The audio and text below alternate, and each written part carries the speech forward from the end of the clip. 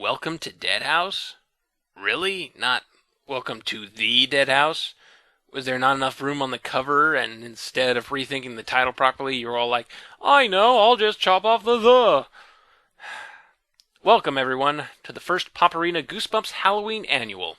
You give me goosebumps.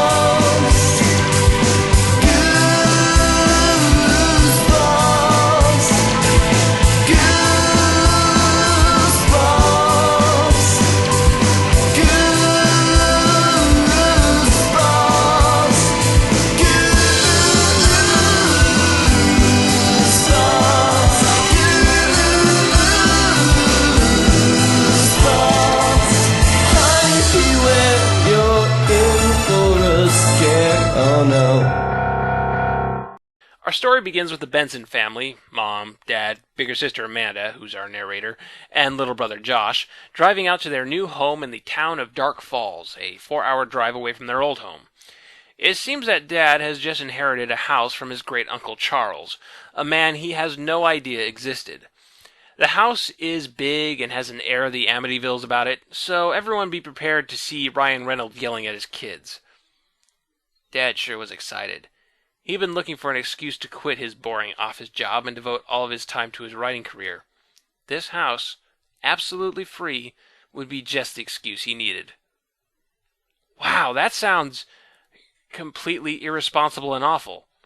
First off, just so that we're clear, we learn that the Bensons are homeowners. They have owned their old home for 14 years. Now, if we are to assume that the publication date of 1992 is the year in which this story takes place, then their original home purchase in 1978 would have cost somewhere between $54,000 and $64,000. The average income for someone in 78 was about $17,000 a year. The mother in this story is apparently a stay-at-home mom, so for one person's income, adjusted for inflation, this family would be they'd either have already have paid off their mortgage or should be at the cusp of it. If they've been renting, that'd be one thing. The desire to not pay that monthly bill might make this free house seem like a sweeter deal. But they aren't renting, so at what point does moving into a completely new house alleviate the financial burden for this family? It's still a family of 4 to feed, to buy clothes and school supplies for. The size of the house will probably cost more to heat, plus you have the expense of the move itself and the renovation of the place. Dad's going to pay for that with his thus far unsuccessful writing career? We later learn that the family is unsuccessful in selling their old house, though we never learn why, so trying to coast on that for a few months doesn't fly either. Nor do they rent the old house out. That would have at least created a constant income for them.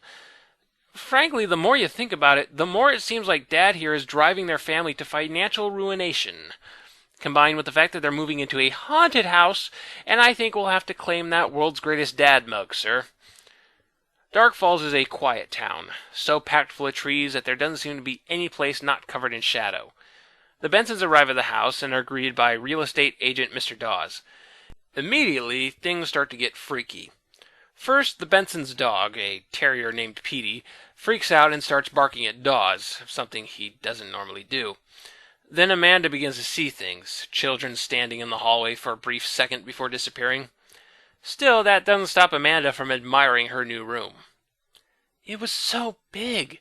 I'm going to put my bed across from the window, I thought happily, and my desk can go over there. I'll have room for a computer now.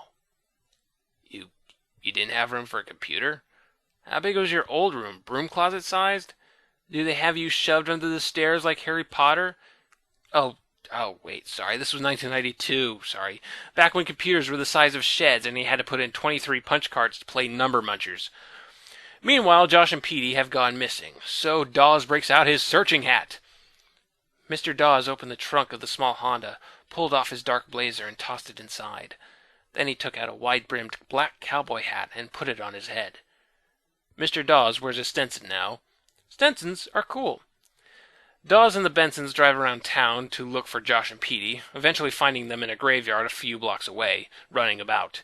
This is the final bit from Chapter 2. I suddenly realized why Josh was darting and ducking like that, running wildly through the tombstones. He was being chased. Someone, or something, was after him. And this is the first bit from Chapter 3. Then, as I took a few reluctant steps towards Josh, watching him bend low, then change directions, his arms outstretched as he ran. I realized I had it completely backwards. Josh wasn't being chased. Josh was chasing. He was chasing after Petey. In my admittedly short venture into the world of Goosebumps, I was quick to identify this kind of thing as early chapter Goosebumps cliffhanger, where Arlstein completely destroys our sense of trust in our narrator by having them confuse a completely innocent action as a terrible event. The cliffhanger usually has nothing to do with the rest of the story, and simply makes me believe that everything that follows from this point has a rational explanation. Yes, even the face melting. So, over the next couple of weeks, the family make arrangements for the move. They pack and say goodbye to their friends, and finally start to get their stuff moved over to the new place. Amanda starts seeing things again, which Josh takes advantage of and starts scaring her on purpose. This sets off a game of trying to scare the other sibling to death, which grates the nerves of the parents. That night, Amanda has a horrible nightmare about her family being skeletons sitting around a dinner table. Well, what she calls a horrible nightmare, I call a wonderful memory of grim Fandango. On that note, do you ever see those ads for the Fandango ticket buying service and think, paper bag people talking to me, that's weird. Crazy film noir Mexican skeleton people, I totally buy my movie tickets from them. And that's not all, as Amanda sees curtains moving on their own and crazy shadows and everything. But here's the funny part. After living in that house for a few weeks, Amanda just gets used to it.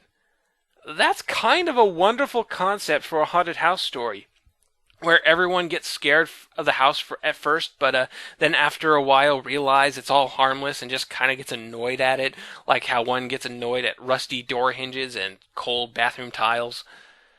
One day, Amanda and Josh go out for a walk with Petey and run into a kid their age named Ray. Ray seems nice and claims he used to live in that old house himself. Eventually, the three of them run into some of Ray's friends, a group of strange kids who seem to keep to themselves. Amanda feels threatened by their presence for a little bit and is startled when one of the girls in the group also claims to have once lived in that house. However, Amanda and Josh get used to these kids pretty quickly, and they go off to the playground to play baseball, despite the weather being overcast. Wait, a human girl getting caught up with a group of, spoiler warning, supernatural ageless people, becoming friends with them and playing baseball in cloudy weather? Well, it's clear who read this book and ripped it off for their own story. That's right, James Cameron for Avatar, because Avatar ripped off everything. Well, thus far, all the scares have either been false alarms or so repetitive that our main characters have just gone about ignoring them, so it's time for something to actually happen in this book. After a few weeks, Amanda and Josh are playing with the kids when they discover that Petey, who they had tied to a fence, is now long gone. Worried, Amanda and Josh search around for a while, but can't find him. Night falls in Dark Falls, and we learn that Mom and Dad have been invited to a potluck, leaving Amanda and Josh home alone. A few hours later, Josh enters Amanda's room with an idea. Why not search the graveyard? After all, that's where Petey ran to the first day they came here. I gasped as a blinding light forced me to cover my eyes. Oops, sorry, Josh said. My flashlight. I didn't mean to. Ow, that's right, I said, blinking. He aimed the powerful beam of white light at the ceiling. Yeah, it's a halogen flashlight. Is it, in fact, a halogen flashlight? It is, in fact, a halogen flashlight. So the two of them make their way to the cemetery, but are intercepted by Ray. Ray tells them to stay away, but they ignore him and continue on. In the cemetery, they find a large outdoor amphitheater that Roy says is used for city meetings, and then finally they discover Petey, who smells like corpse and has glowing red eyes. Things come to a head when Amanda discovers a series of tombstones. Tombstones with the names of all the children of the town, having all died years previously. She even finds one for Ray. Ray admits to being one of the undead, and said his job was to keep people away from the cemetery, which he really sucked at. Ray says that the undead of the town need a blood sacrifice every year to maintain themselves. He says that the reason Petey had been acting all weird is because dogs can inherently sense the undead, so they had to take care of that first. So, Petey is dead. And that's basically a zombie Petey running around the graveyard. Well, shit. I guess we can throw this book on all the other young readers' books that seem to take delight in the torture and death of dogs. Books like Old Yeller, Where the Red Fern Grows, Shiloh, Beautiful Joe, White Fang, and the Plague Dogs. Do you have any idea how scared I was when I was assigned to read The Incredible Journey for school? Please, fiction, leave the dogs alone. Ray starts to get all supernatural and tries to kill Amanda, but Josh is there to shine his halogen flashlight in Ray's face. And thankfully for them, the ghosts in this story function like those in Luigi's mansion. Ray moved his arm to shield himself from the light, but I could see what was happening to him. The light had already done its damage. Ray's skin seemed to be melting. His whole face sagged, then fell, dropped off his skull. I stared into the circle of white light, unable to look away, as Ray's skin folded and drooped and melted away. As the bone underneath was revealed, his eyeballs rolled out of their sockets and fell silently to the ground. With Ray turned into soup, Amanda and Josh run home to see if their parents made it back, but find the rest of the kids waiting for them. I want to point out that the book says it's 2 a.m. at this point. That'll be important later. The kids tell them the jig is up and it's time to die. But before they can get their hands on them, Mr. Dawes shows up like a boss and gets them out of there. In Mr. Dawes' car, he tells them that he was at the potluck with the parents and that the other adults start to act all weird and attack them. They manage to escape, and Amanda and Josh's parents are now hiding in the amphitheater at the cemetery. However, this turns out to be an elaborately unnecessary trap, as they just happen to pass by Mr. Dawes' gravestone as well, confirming his status as the undead. So, what exactly happened to Dark Falls? This was a normal town once, and we were normal people. Most of us worked at the plastic factory on the outskirts of town. Then there was an accident. Something escaped from the factory. A yellow gas. It floated over the town. So fast we didn't see it. Didn't realize. And then it was too late. And Dark Falls wasn't a normal town anymore. We were all dead, Amanda. Dead and buried. But we couldn't rest. We couldn't sleep. Dark Falls was a town of the living dead. This has got to be the most confusing batch of undead creatures I've ever encountered in fiction. Never mind their lack of physical consistency, the fact that they seem to alternate between solid state, invisible, and later we see them in a shadow-like gas form. What confuses me is their origin story. What did the yellow gas do exactly?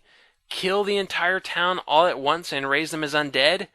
You think Dark Falls would become a bit more noticed if that happened, and the Bensons a bit more reluctant to move there.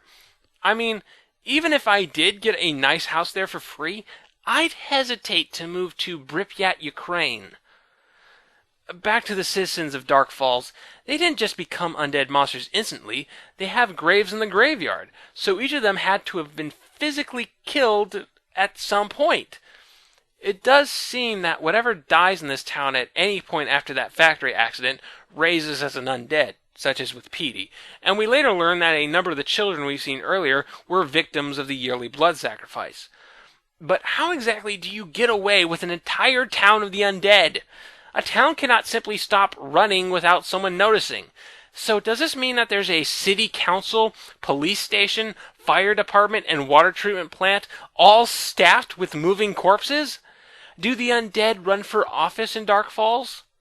If I'm elected, I promise to raise funds for our local library, reform our school lunch program, and return prayer to the Dark Lord Cthulhu to the classrooms. And how do you get away with doing taxes as ageless abominations for nearly 15 years? This is only further complicated by the fact that the whole Great Uncle Leaves House thing was a trap to get fresh blood into Dark Falls. They've apparently been using this same trick for years now. You'd think someone would have caught on to the pattern and sent someone to investigate. And while I'm sure they fish around for the most gullible people they can find, the undead sure rely on a lot of luck for this scheme. What if their intended victims first consult their extended family to find proof of this obscure relative? If I ever inherited something from someone I never knew existed, you bet your ass I'd do some research on the guy to make sure I'm not getting caught up in that person's dirty laundry. And what if they simply didn't move in? What if they sold the house themselves, or let it sit there for a while the undead starved from the lack of blood sacrifice? Do they even technically own it, since it's just a part of a scheme? And why did the undead wait almost a month before finally getting around to the whole blood sacrifice thing? Why didn't they just get it on the moment the Bensons moved in? It doesn't seem like they were preparing them in any way, so what the hell? Just get on with it! Why do the undead children keep appearing and disappearing in the house as ghosts? And why do they feel the need to play baseball? Well, Mr. Dawes leads Amanda and Josh to the amphitheater for the blood sacrifice. Josh has dropped his halogen flashlight and broke it, but it still makes a hefty club. And thankfully Mr. Dawes reacts to taking a blunt object to the head like someone who's alive would. Amanda and Josh make a run for it and find the amphitheater, in the middle of which stands Amanda and Josh's parents, tied down as the undead prepare for their morning sacrifice. Morning? Why, yes, for some reason the sun has come up. This presents two problems. One, when the children returned home after melting Ray in the cemetery, the book stated it was 2 a.m. Now, they don't live in fucking Alaska, so even on the longest days of the year, they still had a little more than 3 hours for sunrise. There's no way to stretch Mr. Dawes rescuing the kids, driving them to the cemetery that's only a few blocks away, giving barely a paragraph of exposition, and the kids running to the amphitheater into 3 hours. 2, why in all hell are the undead monsters that can be destroyed by light having their crucial yearly ritual outdoors during the daytime? Oh, sure, there's a carefully planted tree that shades the entire place, but Amanda notes that it's partially unrooted and looks like it could fall over at any minute. Why are they not doing this at night or in a windowless basement? What's so special about this sacrifice that they have to do it here and now? Yes, this shitty tree is so unstable that Amanda and Josh, 2 children, actually managed to push it over by themselves, pouring sunlight into the amphitheater and melting the entire town into soup.